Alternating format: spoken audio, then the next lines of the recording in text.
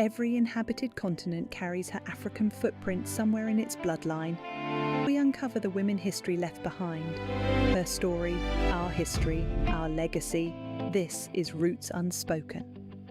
In 1706, a 22-year-old woman was burned alive by her own king for saying something that 400 years later, entire branches of Christianity now take for granted: that the sacred doesn't belong to one continent. She said Jesus was born in Africa. She said the Virgin Mary was Congolese. And for about 18 months, she came closer to reuniting a shattered kingdom than any army had managed in decades. Her name was Kimpavita. Rome called her a heretic. Her own people called her Dona Beatriz, and some still call her a saint. Real women, real artifacts, real history. This is Roots Unspoken. To understand Kimpavita, you have to understand the wound she was born into. In 1665, the Kingdom of Kongo, a Christian African state that had traded and negotiated with Portugal and the Vatican for 2 centuries, lost its king and its army at the Battle of Mbwila.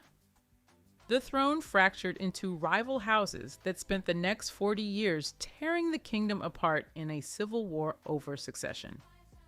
By 1678, São Salvador, the ancient capital, was abandoned outright.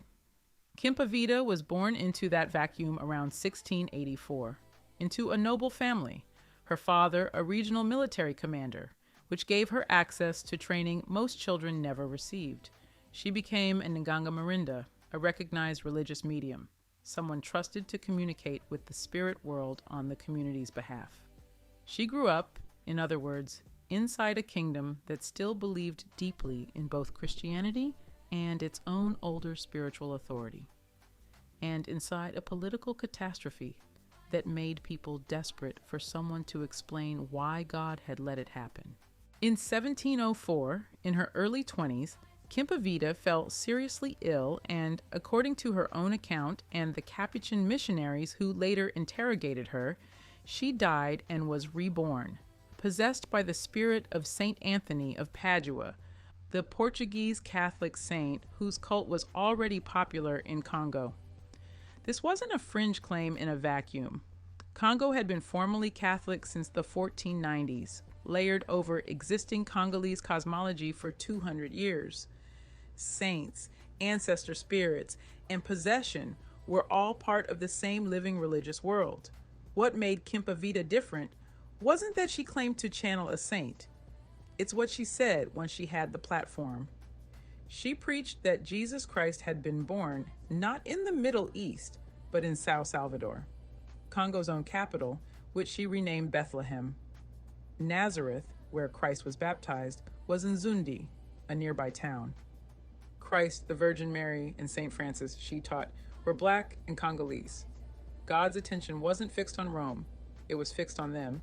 The movement she founded became known as Antonianism, built around a prayer she composed herself. The Salve Antoniana, adapted from the Catholic Salve Regina. In her version, St. Anthony wasn't a secondary figure. He was, in her words, a second God, more powerful than the sacraments, more powerful than the priesthood standing between ordinary people and heaven. That was the part Rome couldn't tolerate, not the idea that Christ might be African, but the idea that you didn't need a Catholic priest, a European missionary, or the correct rituals to reach God at all. Intention was enough. Faith was enough. That message spread through a population exhausted by decades of war faster than any army could move. It also came with a political mission she never hid: reunite the kingdom, repopulate the abandoned capital, and end the civil war choking the country to death. In 1705, Kimpavita did something no rival claimant to the Kongo throne had managed in a generation. She called the people back to the capital, and they came. Thousands of mostly peasant followers resettled São Salvador. She took up residence inside the ruined cathedral itself, the literal physical heart of Congolese Catholicism, and effectively refounded the capital through faith when politics and war had failed to do it. She wasn't just a preacher anymore. She was governing a repopulated city and commanding the loyalty of a rival power base that none of the warring princes could ignore. including Pedro IV, the claimant working hardest to unify the kingdom under his own crown. Here is where the story turns tragic in a very human way. Kimpavita became pregnant, reportedly by a senior follower, and tried to hide it, leaving the city under the claim that she needed to spend time in heaven.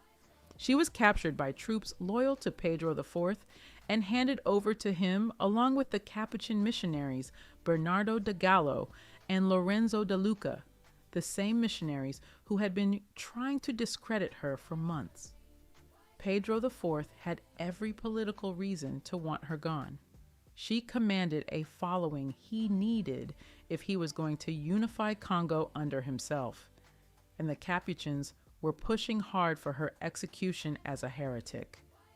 Tried under Kongo law as a witch and a heretic, Kimpavita and her infant were burned alive on July 2, 1706, at the temporary capital of Evolulu. She was 22 years old. Here's the part the men who killed her couldn't burn. The movement outlived the fire.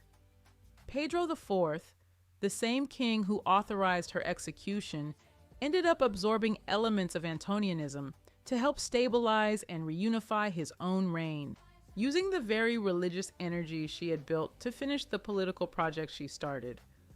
Her core idea, that God and sainthood belonged to Africans too, on their own terms in their own land, didn't disappear.